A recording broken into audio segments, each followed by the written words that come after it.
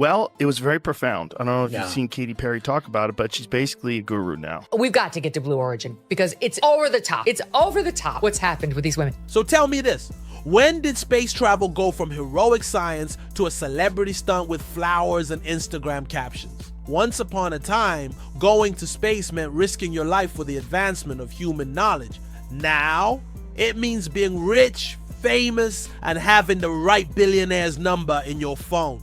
On April 14th, the world watched as an all-female crew boarded Blue Origin's new Shepard rocket and launched straight into a PR firestorm. Katy Perry kissed the ground like she just got back from Mars. Gayle King preached about the journey and warned the world not to call it a ride. And Lauren Sánchez, she floated around in zero gravity, shouting girl power like she just discovered oxygen. They called it historic. The internet called it cringe. And somewhere actual astronauts probably just shook their heads. But this wasn't just a space trip. No, this was a moment. A mirror into what happens when power, vanity, and public relations collide at 3,000 miles per hour. And what came next was even more surreal. It was sold as groundbreaking, a celebration of progress, a moment for the history books. But peel back the layers and the mission felt more like a Hollywood red carpet, just with less gravity. Blue Origin's latest suborbital flight made headlines not for its science, but for its guest list. Headlining the launch, pop star Katy Perry, veteran journalist Gayle King, and media personality Lauren Sánchez, also known as Jeff Bezos' fiancée. A trio of famous women suited up in pristine space gear, ready to empower the world from the edge of Earth's atmosphere. The mission lasted 11 minutes. That's right, less time than most people spend stuck in traffic. They reached the Kármán line, hovered in zero gravity for a few minutes, snapped a few selfies, and came back down to a roaring applause. But the real show didn't start until they touched down. Katy Perry dropped to her knees and kissed the ground in a moment so over the top, even tabloids called it painfully cringe. Sánchez waxed poetic about love, energy, and being forever changed. Gayle King made sure everyone understood. This wasn't just a ride. It was a journey, a spiritual awakening apparently. Except no one actually piloted the craft. It was fully automated. There were no scientific experiments, no danger, no mission objective beyond spectacle. There are 6 famous women, 2 days of light training, and a $1 billion rocket ride that looked more like a high-budget influencer retreat than a milestone in human exploration. So why was the media treating this like a moon landing? Well, because the narrative was irresistible. A group of powerful women breaking barriers in space. But what happens when that narrative meets reality? Let's just say, not everyone was clapping. The internet didn't just react, it detonated. What was meant to be a celebration of empowerment turned into a viral roast session. Commentators, journalists, and everyday users across platforms had one common response. Seriously? The main critique? Tone-deaf elitism. While millions struggled to afford basic groceries, a handful of celebrities flew to space for 11 minutes and acted like they just ended world hunger. Tweets poured in mocking Katy Perry's dramatic kiss the earth moment. Others asked how girl power had suddenly become synonymous with multi-million-dollar tourism. It didn't help that mainstream media doubled down. Oprah Winfrey reportedly cried during the launch. Morning shows labeled it inspiring, heroic, and a new dawn for women. But viewers weren't buying it. Instead, they questioned what exactly was inspiring about being rich enough to hitch a ride on someone else's spacecraft. Some called it a mockery of real astronauts. Others said it was condescending to frame it as female empowerment, especially when the only reason these women were on board was fame, connections, or being engaged to the billionaire who funded the whole trip. And then there were the memes. Katy Perry floating in zero gravity captioned, "Historic achievement in space narcissism." Gayle King's declaration that this is not a ride became instant meme material, and Lauren Sánchez's emotional monologue about energy and healing, TikTok parodied it within hours. People weren't angry that they went to space. They were angry that the world was being told this meant something profound, when all it really meant was that PR had officially entered orbit.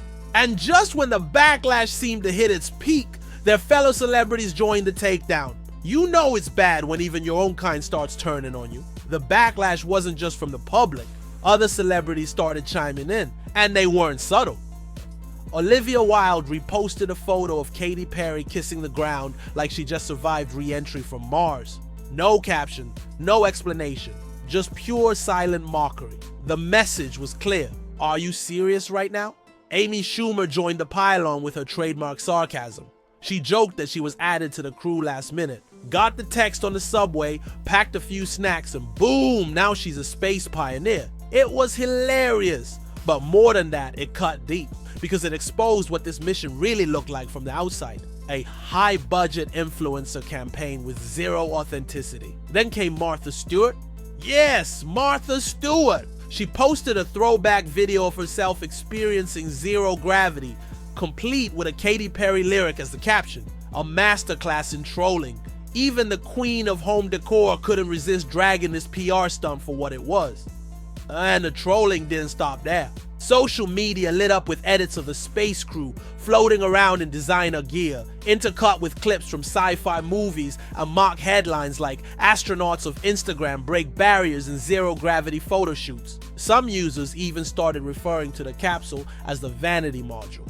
It was savage. And it wasn't just shade, it was resentment. Because while the mission was supposed to be about unity and inspiration, what people saw was a handful of privileged celebrities pretending to be pioneers in a spaceship they didn't control, for a mission with no purpose beyond looking good on camera.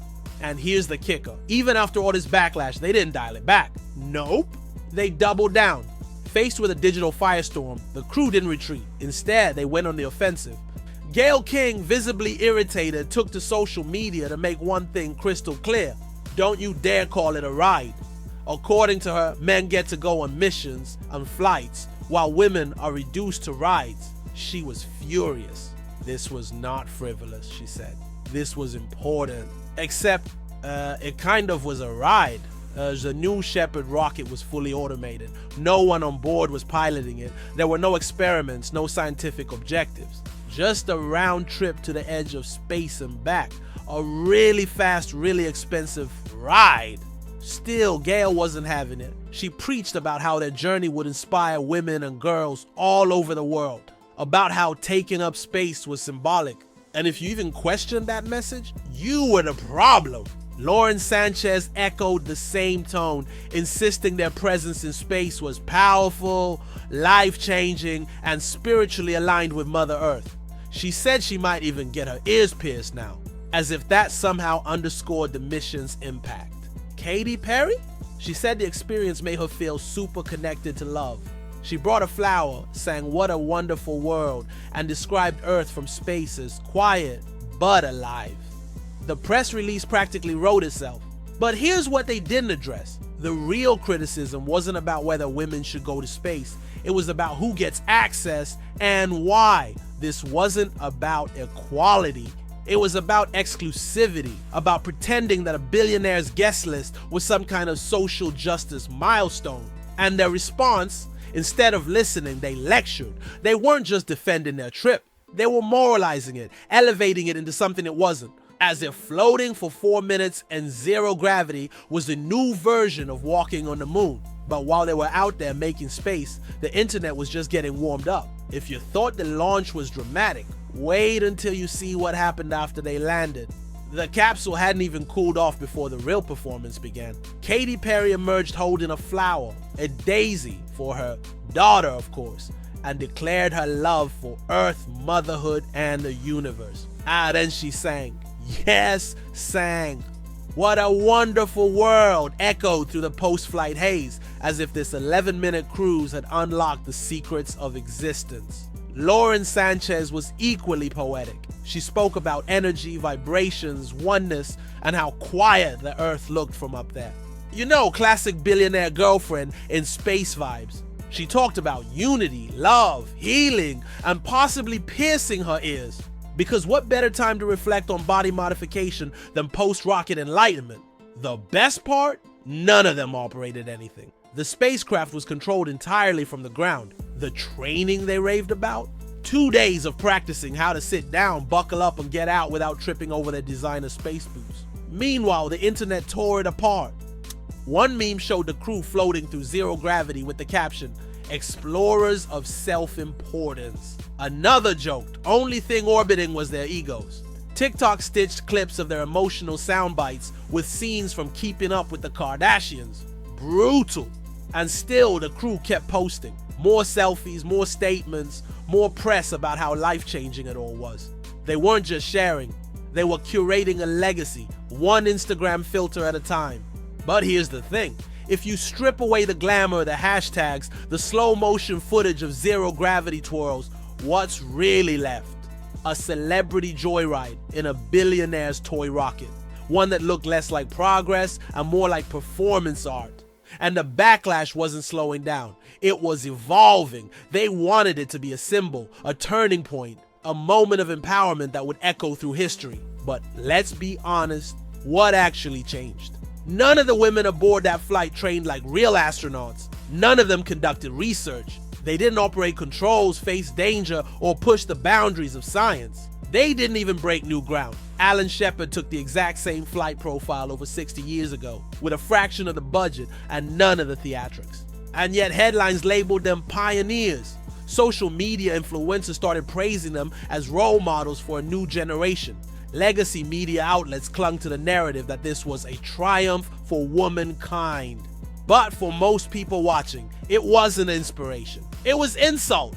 Because this wasn't space exploration. This was space tourism, funded by one of the richest men alive, dressed up as social progress. A carefully staged event with a pre-selected cast, designer suits, and a camera crew capturing every slow motion moment. It wasn't inclusive. It wasn't revolutionary. It was a marketing campaign. And the irony? Real female astronauts, women who spent decades training, studying, risking their lives aboard the International Space Station, were largely ignored in the buzz surrounding his flight because they didn't cry on camera. They didn't sing, they didn't hold daisies and post poetic tributes to Mother Earth, they just did the work. Meanwhile, the Blue Origin crew came back to Earth with a handful of quotes, some social media content, and the unwavering belief that they had made history, simply by showing up. But maybe that was the goal all along, not to change the world, just to trend. So was it history in the making? Or just another billionaire-funded photo op with a feminist caption? The truth is, both. Yes, it was technically a milestone, the first all-female celebrity passenger flight to the edge of space. But when you look past the headlines, the hashtags, and the post-flight poetry, what you really see is a mirror, a reflection of where we are in 2025, a time when influence beats expertise and narrative trumps reality. They didn't change space exploration. They changed how it's marketed. And maybe that's the most telling part.